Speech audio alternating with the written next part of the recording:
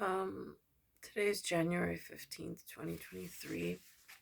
I went to church this morning, even though it's Anthony's birthday. My little one, my 2012, he and I both went to church. We were both present. Um, so I went there today, um, and there was a new person um, who had on this interesting.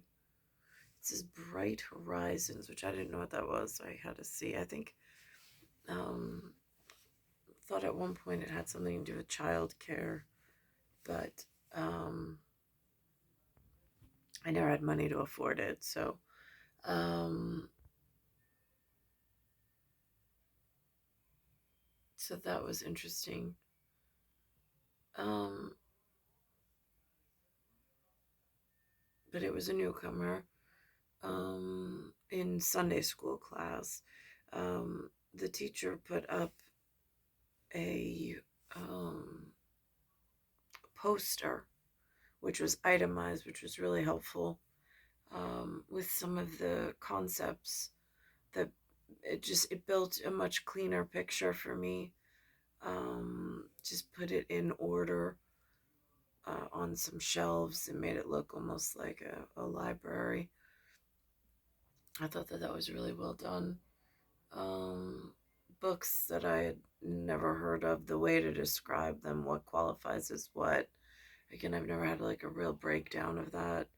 And then like a visual map of sorts. And then in the book, one of the kids pointed out that there was a map of the quarters of Jerusalem, which again, these are like really new concepts for me. So um, I was looking at that, and then of course the symbolic on that, and that comes from something called a World Bible, not just King James Bible.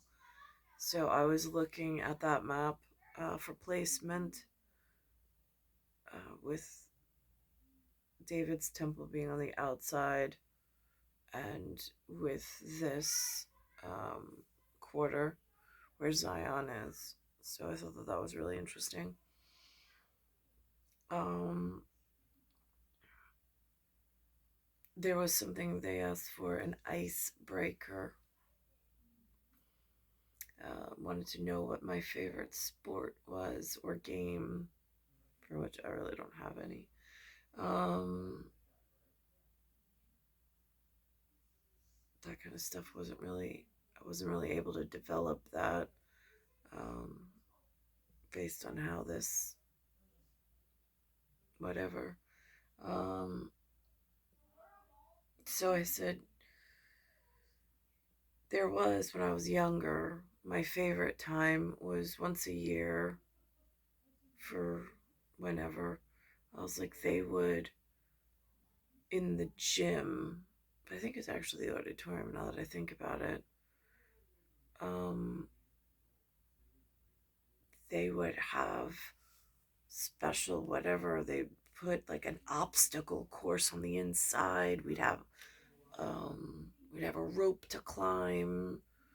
They had a clipboard. They had goals that we had to reach, like so many sit-ups, so many push-ups. Like it was so much fun, and they were really great. Whoever came in to do the obstacle courses with us, and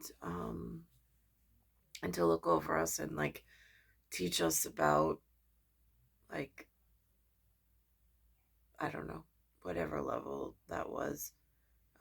But I always look forward to that. They would take like the uneven bars and they'd throw big mats over it, and like we'd have to scale. And then, I mean, it's the little things, but it was a big thing for us. I mean, it was my favorite. It was my favorite.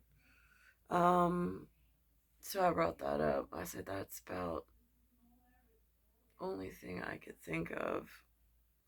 Um,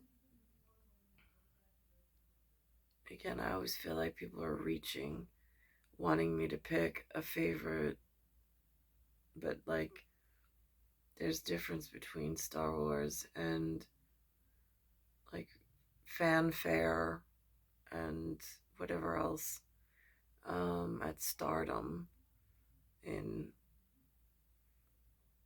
what will the future whatever think if they only knew. Um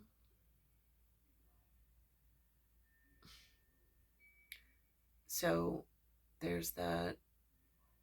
Um and then there's this. I came home. Oh, and yesterday when I went for my son's cake, one of the locals that I haven't seen in a while, when I was walking but having trouble walking, um, I was going out just to get out of the house. I would watch like an hour or 45 minutes of TV, and then I'd go out for a walk, and then I was trying to get my steps in that way, even though I could barely move, but I was doing it. Um, and one of the locals that I saw on the walk, that after so many repetitions, I mean, I would go out, I don't, some days I'd go out like six, seven times. Some days I could only get through like three or four walks. So you get to kind of know the faces on the boulevard. That was when I was doing boulevard walks. So I went into Dunkin' Donuts, which is Baskin Robbins, for a cake for my son. That's where Linda wanted me to go. Same place my grandfather used to go. Every day he would go out. He'd go by the lake, and then he'd go to Dunkin' Donuts. Um, and so while I was there, I ran into one of the regulars on Bell Boulevard who hadn't seen me in a while. And he came up and he asked if I was all right, that he hadn't seen me. And I said that I was, and I thanked him. I said that I was feeling stronger. And so I started running again, but I moved my whatever. Um, so I thought that was really thoughtful of him to check on me, and to make a point of making sure I was all right, and mentioning that he had noticed that I was not walking Bell Boulevard anymore. Um, so that happened. And then I came back today, and on Sunday morning with Jane Pauley, they have up this 80 for Brady. And I'm just his fan club. I Again, I don't know anything about stardom, fandom. I don't know fan clubs. I've heard celebrities have these big followings. I have no idea what it looks like, um, or what. I mean, again, I got stuff going on with Power Nap and Power Trip. I don't have like, I don't know about like that part of whatever. So I was watching how they describe him, which I thought was really, really nice. And then it was, of course, reminding me, I'm like, in Star Wars terms, that would be the generation support for his and my that 70s show before we arrived. And it's just nice to see that they still, and then they they made point of saying that he switched um, teams from the Patriots to the Buccaneers, and which I have no idea what that was about. Um, Again, I don't follow football. I don't really see the relevance, but I know it has some important whatever in undisclosed to the public. And um, I noticed that she said, she's like, we were mad, but they were still loyal. I thought that was really nice. Um, so I'm going to go pull that up as a reference, just that it aired today for relevance of time frame. Um, Things I also noticed, my heart rate fell below 50, fell below 60 again, to like it fell in the range of the 50s. Um, when I checked on my phone, there was a pattern. It was not every day. it fell, and some days it was more repetitious, and then it's just this weird anomaly. Um, but it happened today. Um, and the other thing is that I run when sometimes I do repeat of the exact same um, like steps, and sometimes the getting to and getting home from registers as 3/4 of a mile, and sometimes it registers as 0.98 of a mile. And I'm thinking to myself, it's the exact same amount of steps, and I take the exact same route. How could there be that much discrepancy on the Fitbit? So that, again, I don't know if that's a software glitch. I don't know if that's like, I don't know, aerial spatial. I don't know how to define that in like theoretics and the practicality of time dilation, in like a wormhole theory, and in whatever tracking, um, for again more patterns and anomalies that normally I wouldn't think much of, but it does come up on my radar or my like register that it's off. I also, when I ran today around the lake, I had problem. Normally, I had to think back to how did I learn and who did I ask, which I can't bring actively recall who taught me how to run and where I was in try to think of throwing like a rope or a lasso out, and if I'm going in a lap in a circle. So I'm like, how do you not lose count? Because it gets awfully confusing how many times I've been around this thing.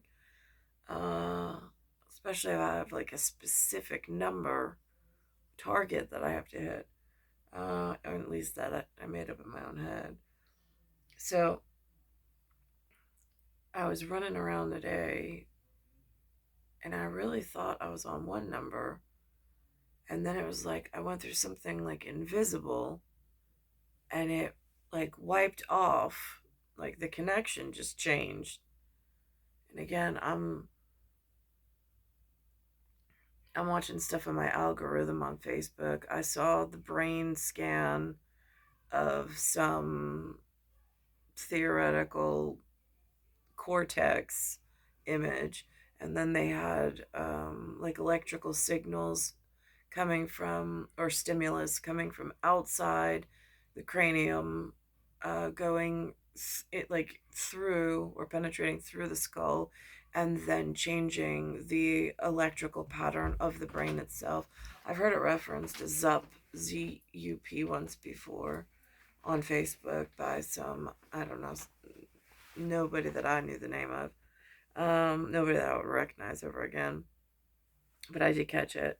Um, and so I was running today, and it was almost like that, just going through this like invisible patch, and then all of a sudden, like, I was like, now wait. And then my watch went off saying that I hit 10,000 steps. And I'm like, usually I hit 10,000 steps around lap 6. But on my head count, I was only around, I think, 4 or 5. And I'm like, now is it the technology or is it me that I lost aerial space and time briefly in some unexplained phenomenon?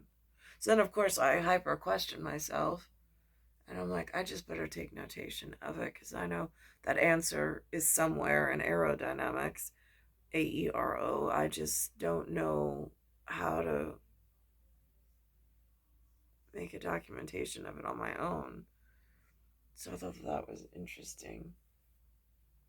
Um, oh, and going back to that map that I found today in the back of the World Bible that they have in local circulation. Um, the only football game on Veterans Day, no less, that I was invited to. It, it was the only person from that word pattern I had ever met that identified as such.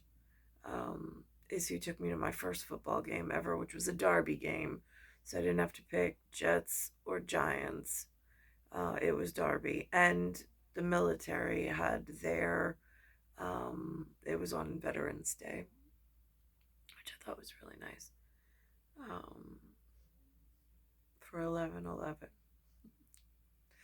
So, anyhow, I'm going to grab this 80 for Brady, which, of course, for me, it not only is his sport um, and his special astrological surrealness and spirituality, but also his um, his Star Wars reference. I mean, again, for me, it was the date of my conception was 77. 8/3 is the month day star that I arrived on, and then 80 is again like travel details between the here and the beyond, and then this other ability, um, for whatever. But I think that Star Wars, they have this Empire Strikes Back bit on there, um, which I thought was interesting. I'm gonna go grab it off. It was Sunday morning with Jane Pauley. When four Hollywood legends team up for a film, there must be a pretty good reason. And when that reason is football superstar Tom Brady, it's worth a closer look, as Lee Cowan discovered. You going to be watching the game on Sunday? For a month of Sundays, years of Sundays, in fact. The New England Patriots have had a loyal cheering squad older than the team itself. I do when my arms wave. Hallelujah, hallelujah. Yeah, you have to do something. Keeps me awake, too. That's 94-year-old Betty Pensaval, who doesn't only have a thing for football, she's got a real thing for former Patriot quarterback Tom Brady. Handsome, adorable, gorgeous. Her best friend, 95-year-old Elaine St. Martin, carries a bit of a Brady torch, too. Yeah, I think he was really handsome. Yeah. He was gorgeous. Gorgeous is right. I hear this is a bit of a contentious thing, but when he went down to Tampa Bay, what did you guys think? I was angry with him. I wanted to kill him for leaving us. They both forgave Tommy, as they call him. That's the nature of their friendship. It's been as tight as the laces on a football for more than 70 years. We talk on the phone every day. Just say, even if we just call to say, are you all right? Are you all right? That's it. Football was mostly just family fun until they became widows. So there's the schedule. And then game days became the link that kept their friendship from fumbling. We had the best hors d'oeuvres. Every game, they made sure no one was alone at kickoff. One Sunday here, one Sunday at my house. It would go right through the five of us. That's Claire, Betty and Elaine, along with three other friends, Anita, Pat, and Claire, gathered so regularly they got a nickname, the Over 80 for Brady Club. Betty's grandson even made them matching shirts. Did you wear the shirts for every game? Did we wear the shirts every game? Yeah, I sometimes didn't put it over my head. I hold it on me. I didn't want to spoil my hair. Right, see? Pat would let out screams every time somebody fumbled and did something wrong. And Clay would say, Pat, please, not so loud, not so loud. A little cussing went on, too. Yeah. Not you two. Not us, no. We were always ladies, Betty. Yes, we were. Yeah. We were the ladies of the group, right? Yeah. But here's where things get about as exciting as Tom Brady trailing in overtime. Patriots win the Super Bowl! Betty's grandson, Max, who works in Hollywood, threw a Hail Mary. He pitched a movie about the Brady ladies, and guess who jumped in with both feet? I want to make a movie based on your over 80 for Brady crew. So Tom Brady himself. He sent this message to Betty personally. Oh my God, Max! How did you do that? No grandson could have done more. Is that really him or an imitation? Game's about to start. Paramount Pictures, our sister company, so loved the idea Oh, what a beautiful man. So well hydrated. that it tapped Hollywood royalty to bring it to life. Brady! If it hadn't been Tom Brady, I mean, what in the hell is going to rhyme with 80? Good point. Yep, Willie Tomlin, Jane Fonda, Rita Moreno, and Sally Field. Finding stories about older women are really interesting, and they're a huge audience for, say, things you hadn't thought of, sports. In 80 for Brady, out next month, this football foursome tries to do what the real Brady ladies never did. Get to the biggest game of all. I'm serious. Let's go to the Super Bowl. The Super Bowl is no place for 4 old women. This could be Tom's last one. He's almost 40. That's like 80 in people years. Yeah, we're 80 in people years. There's no shortage of age jokes, or spicy ones. Good thing I brought my strap on. Wow. That's a fanny pack. Well, not if you don't wear it around your fanny. If you wear it like this, it's a strap on. Tom Brady bravely plays himself, as does fellow teammate Rob Gronkowski. Gronk, Hi, so big. thank you. We had this wonderful locker room scene.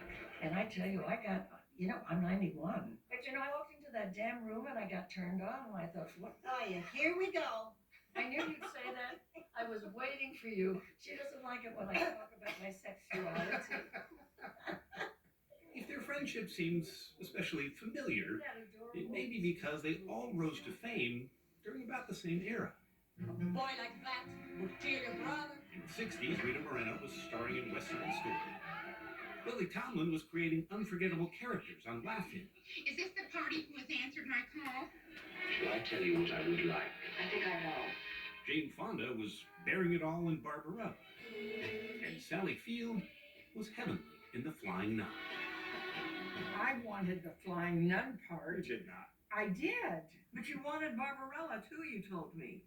Oh, she said that to everybody. I said that about No, I wanted the flying nun. I never even heard of Barbarella. I remember Sally in a film called Sybil. Oh, In which I wanted Sybil's part too. if you did this to give us something to remember, honey, it worked. Like the real Brady ladies, friendship didn't just happen. Absolutely. It took work. What you have to do is you have to be intentional. Like, I never used to be intentional. I would meet Sally Field, for example, but not pursue her. Well, I did pursue you. Oh, goodness sakes, I couldn't make you stop. Yeah. I'm very reclusive. I mean, I'm like notorious hermit. Yeah. I don't really like people that much. No, I really don't either. I try to avoid those. Me too. But those who are intentional, you just You can't just can't rid get of away them. from them. So you just give They in. won't go away. But Fonda says there's a caveat. Women's friendships are very different than men's friendships, and they're How so? very important to our health. Because you guys, you kind of sit side by side and watch sports or cars or women. Women sit facing each other, eye to eye, and they say, I'm in trouble, I need you, can you help me? We're not afraid of being vulnerable. And that's when Rita Moreno genuinely surprised the room. I don't have many friends. I don't have many friends, and I don't have many friends in show business either.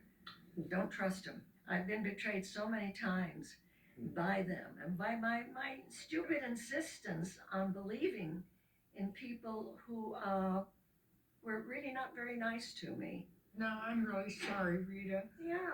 We're going to try to do something about We're gonna it. make up. We're going to prove to you that there are 3 women here you can trust. Well, maybe not me. Actually, I do trust you. Yeah. You, I'm not so sure. Between the four of them, they have enough Emmys and Golden Globes to fill a stadium, as well as 5 Oscars, 3 Tonys, and a pair of Grammys, too. What's it like being in that position, I guess, where you've done this a million times? You know what you need to do. You know what you're supposed to do.